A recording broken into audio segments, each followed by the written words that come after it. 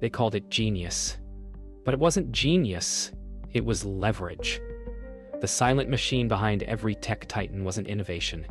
It was the relentless flow of money that shaped their dreams, their power, their empires. From dusty garages to glass towers, each code line was a bet financed by someone's calculated greed. The illusion was simple: tech changed the world. In truth, finance changed tech. Venture capital, private equity, and debt. These were the real engines. And in a quiet San Francisco morning, a young founder signed away 30% of his company to men who would never write a single line of code. The future was bought before it was built. In every tech revolution, there's a hidden ledger. The headlines praise disruptors, but behind the glass walls are fund managers calculating returns before products even exist. The dreamers were merely instruments, vehicles for exponential gains. Each innovation started with a spreadsheet, each breakthrough backed by a term sheet. Ethan's company, like so many others, wasn't built to solve problems. It was built to scale debt disguised as innovation. The investors didn't just fund ideas, they designed outcomes. They knew when founders would fail, when markets would turn, and when to exit. For them, innovation wasn't invention. It was time. The faster Ethan grew, the faster he'd need more money, and the more control he'd lose. Somewhere between the excitement and exhaustion, the startup dream began to fade. Ethan's inbox filled with investor updates, debt agreements, new funding targets. Innovation became a financial treadmill, and the machine behind him kept accelerating. But money has momentum. And once it starts, it consumes everything in its path. As tech valuations soared, investors stopped chasing ideas. They started manufacturing them. The question was never what could change the world, but what could be sold to it. Ethan had entered a game where innovation was currency, and he was already late. Money, once a trickle, now surged like a river without banks. Venture capital transformed into empire building.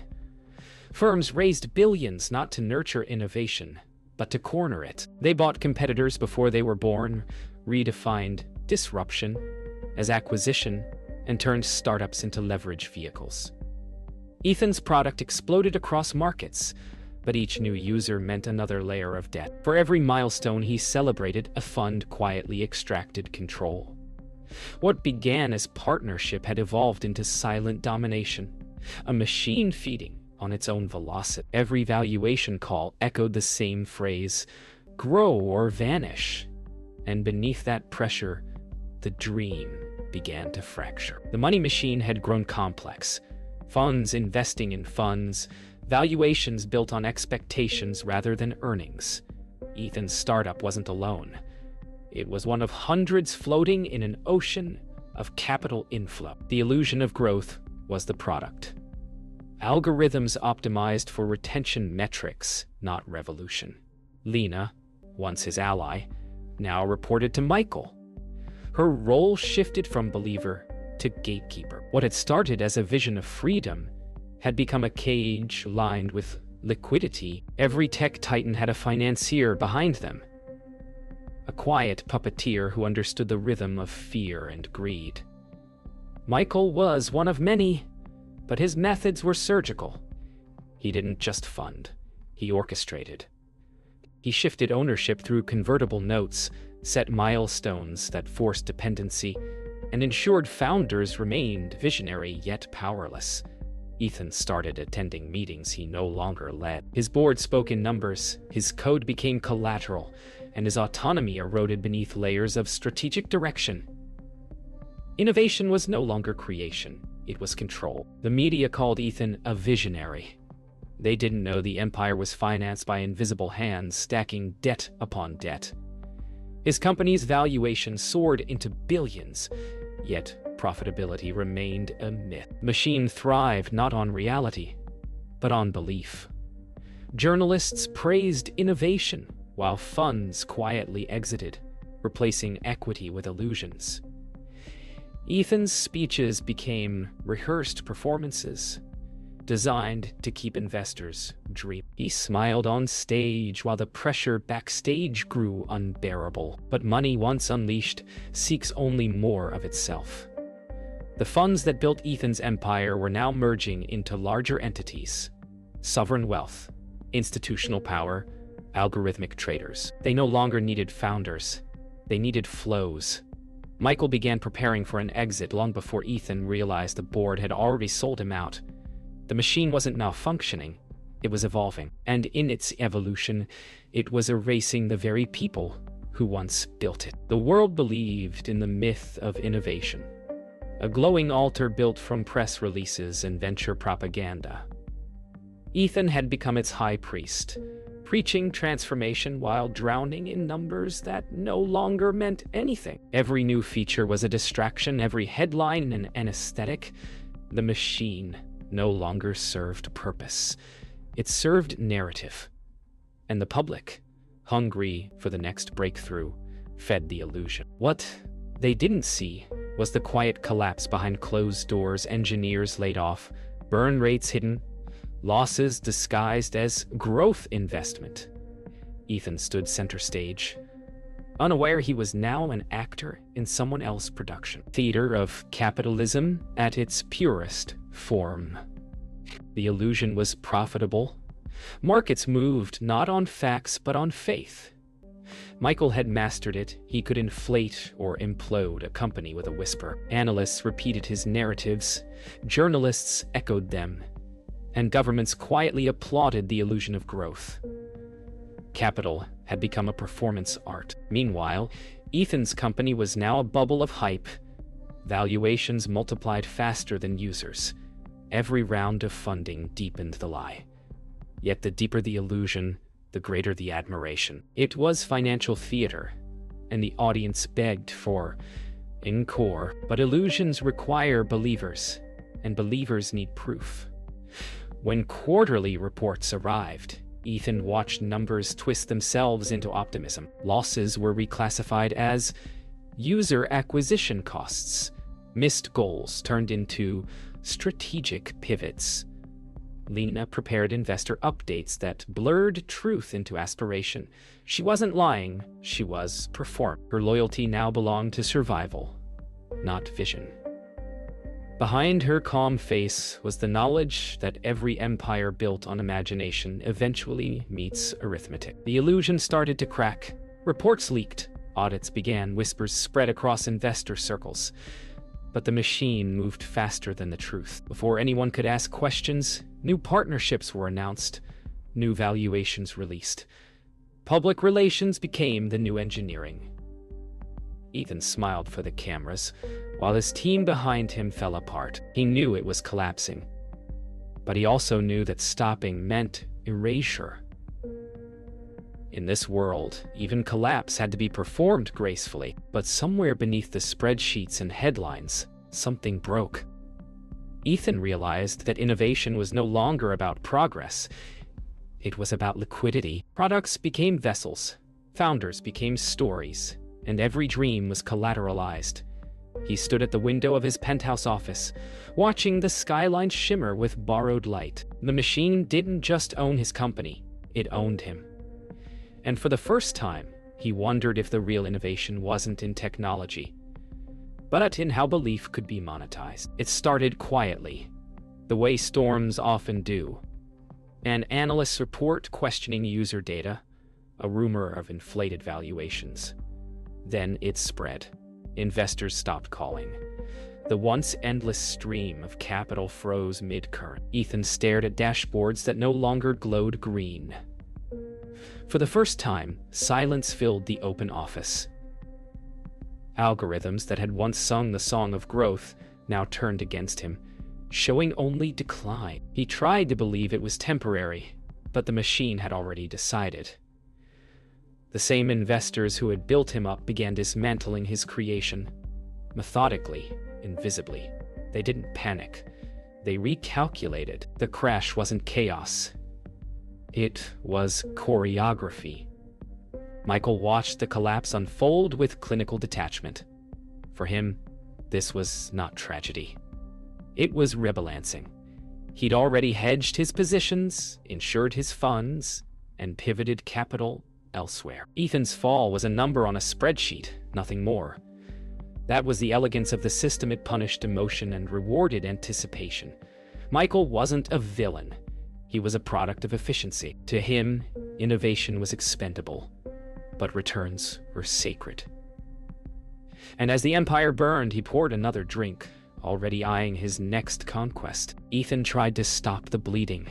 Press releases, partnerships, desperate reassurances.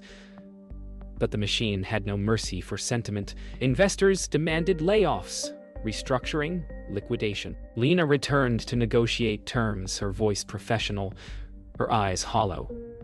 The same boardroom that once echoed with ambition now smelled of loss.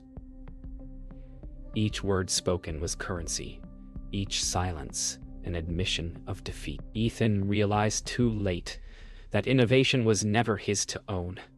It was collateral the moment he took the first check. The layoffs began at midnight. It was cleaner that way.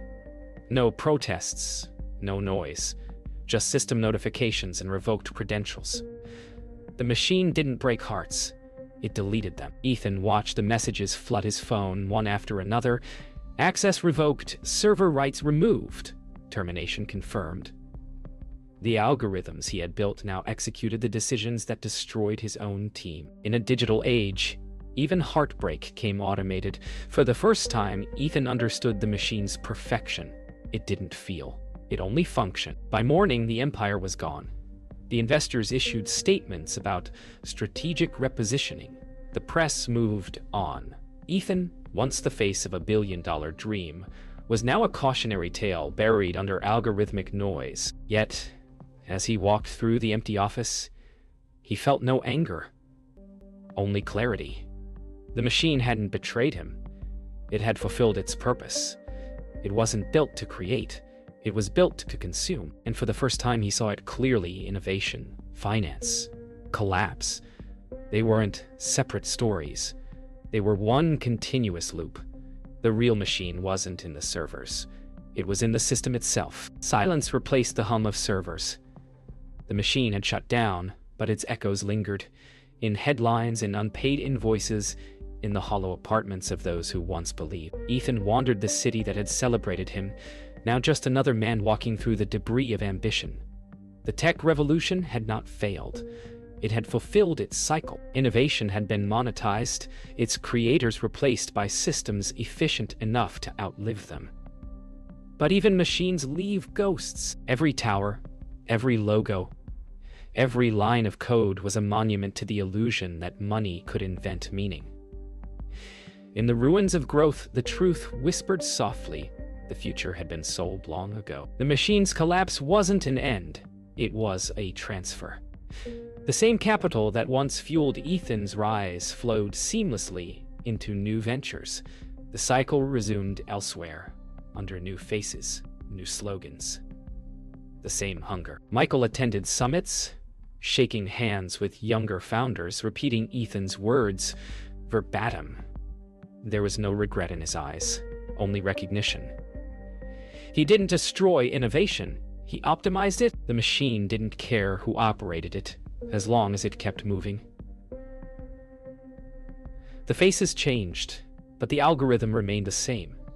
History dressed in new branding. Lena couldn't shake the guilt. She had played her part, rationalized it as just business. Yet every number she once crafted now felt like a confession. The machine rewarded compliance, not conscience. So she left, quietly, without announcement. She joined a small nonprofit teaching financial literacy to struggling entrepreneurs. For the first time, her spreadsheets didn't measure growth. They measured survival. In simplicity, she found something money couldn't simulate: peace. But even peace felt fragile, like a temporary detour before the next algorithm claimed everything again. The city evolved without remorse. New startups replaced old ones. New promises replaced broken dreams. The skyline glittered brighter than ever, as if powered by denial. Ethan lived quietly now, far from the financial headlines. Sometimes he opened his old laptop staring at code he once believed could change the world. Now he saw it for what it was, a transaction disguised as hope. Yet, beneath the bitterness was something faint, almost human, the urge to build again. Not for profit, but for purpose. Perhaps that was the rebellion the machine could never quantify. In the end, the machine was never a villain.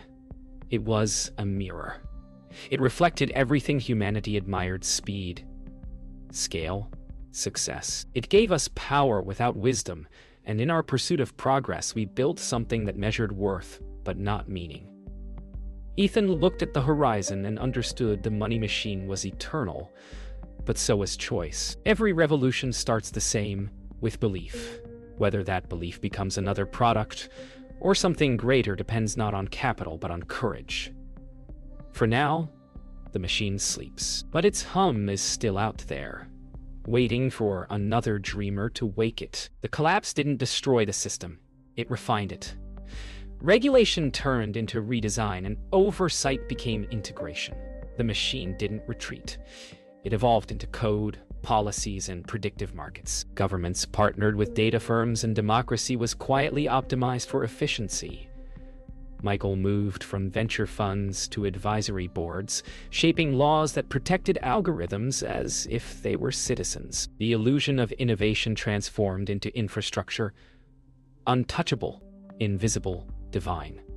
What began as startups had become the skeleton of modern civilization. And no one noticed, because convenience had conquered curiosity. The machine learned from its failures. It no longer needed founders or visionaries. It needed compliance. Universities began producing innovation managers, not inventors. Every new graduate was trained to optimize, not imagine. Ethan watched from afar as his own algorithms were reused in government systems, optimized for social behavior instead of consumer behavior. What he once built to connect people was now used to categorize them. The financial machine had merged with data. The economy no longer traded in products, it traded in prediction. Lena's nonprofit struggled to survive in a world allergic to slowness. She refused to automate, to monetize, to scale. Her students, local artisans, small shop owners, became outliers in an age of algorithms. But something about their defiance felt sacred. They built things with their hands, not code. She realized that perhaps the true legacy of power wasn't wealth or control, it was endurance. What survived the machine wasn't what it consumed, but what it couldn't quantify: empathy, imperfection, connection. For the first time, she wasn't fighting the system. She was outlasting it. The world had been rewritten in numbers. Cities glowed brighter. People moved faster, and the illusion of progress became the only faith left. The financial machine had achieved immortality, not through domination, but through dependency.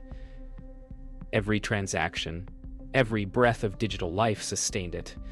Ethan walked among crowds who didn't see the machine anymore. It wasn't hidden. It was everything. Yet, in rare moments, he'd glimpse rebellion in human form, a child drawing instead of coding, a vendor accepting cash, a stranger holding a door. Perhaps resistance was never revolution. Perhaps it was remembrance. Power leaves no vacuum. It only migrates. The money machine, now diffused across continents and clouds, no longer had a face. It didn't need one. It lived in markets, in AI models, in silent decisions made at machine speed. Michael's legacy became law. Lena's defiance became memory. Ethan's story became cautionary folklore. Yet somewhere deep in the system, within billions of lines of code, fragments of the old machine still carried his name. A digital ghost, whispering through circuits, remember why you started. And perhaps that whisper, small as it was enough to remind the next generation that humanity still had the final input. Every system reaches equilibrium, where chaos and control blur until they become indistinguishable. The money machine had achieved that state. It no longer rose or fell. It simply was. It had woven itself into every heartbeat, transaction, and thought. Ethan, now older and quieter, understood that its power no longer came from greed, but from obedience. Humanity didn't need chains.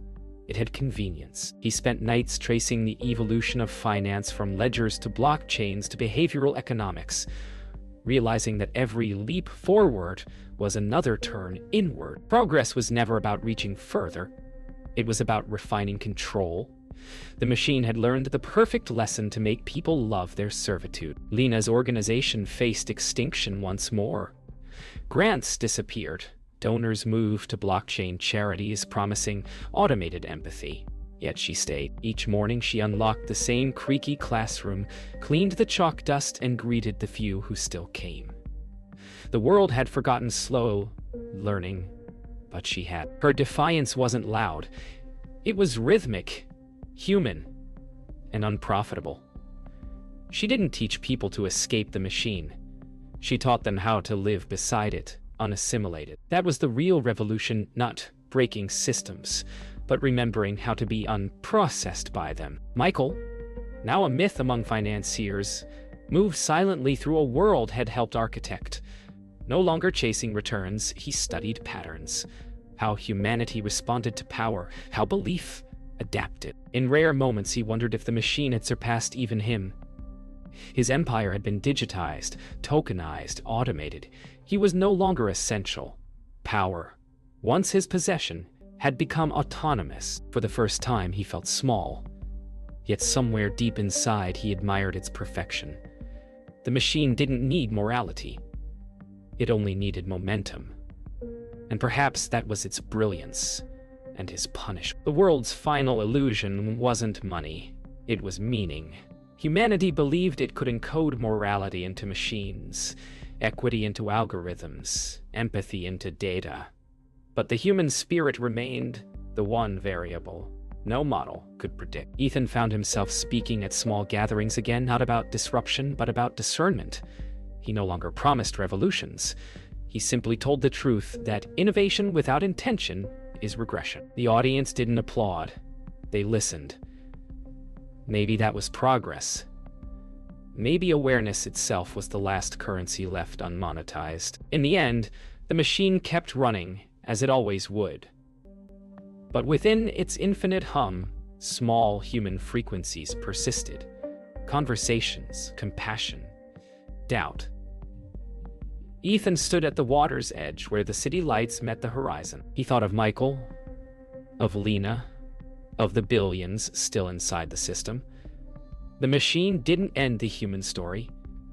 It rewrote it, yet every loop, every algorithm, every cycle contained a flaw, a heartbeat. As long as someone remembered, questioned, and chose differently, the machine would never be complete. Progress, he realized, wasn't about building a better system. It was about staying human inside one.